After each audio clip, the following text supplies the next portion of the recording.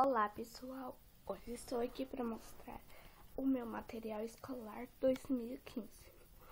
Vou começar por esse kit aqui. O kit é da Molin, do jeito que está escrito, eu leio 7 itens. Eu não vou usar ele agora porque eu já tem 2 lápis. 3 canetas. Aqui tem um aportador e uma borracha. Kit. O kit é esse. Estou vendo.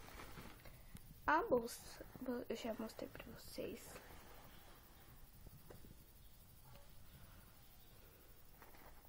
Aqui é um bolso e aqui é outro.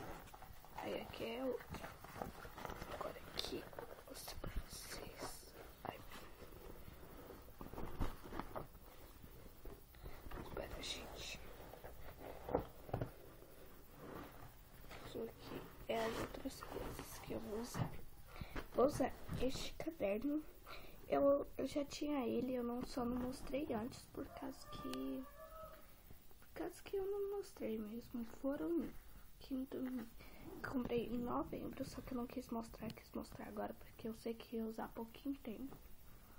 E aqui tem um japonesinho com essas flores, esse leque de flores. Aqui tá escrito meu nome, telefone, ó, telefone, essa matéria. Aqui tem 3 japonesinhos, tem 3 cadernos de cada japonesinho. A minha é essa, eu acho que é essa. Aqui. E as figurinhas são assim.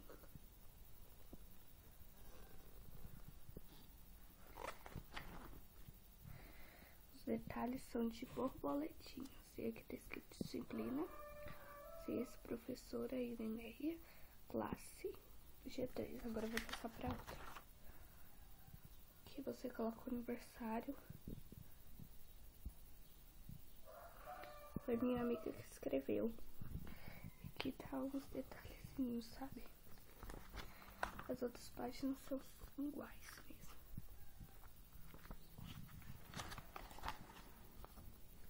Bom, tem várias coisas aqui legais. Agora eu vou mostrar minha bolsinha.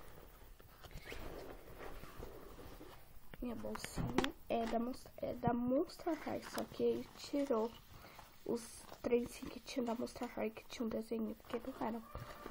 Eu vou abrir aqui pra vocês verem.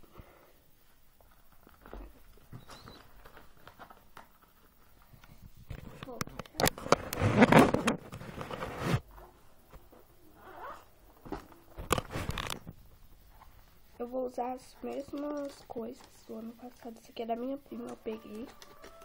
Tem canetas. Os lápis são os mesmos, da Eco Multicolor. Esse é o vídeo, espero que gostem. Tchau, tchau.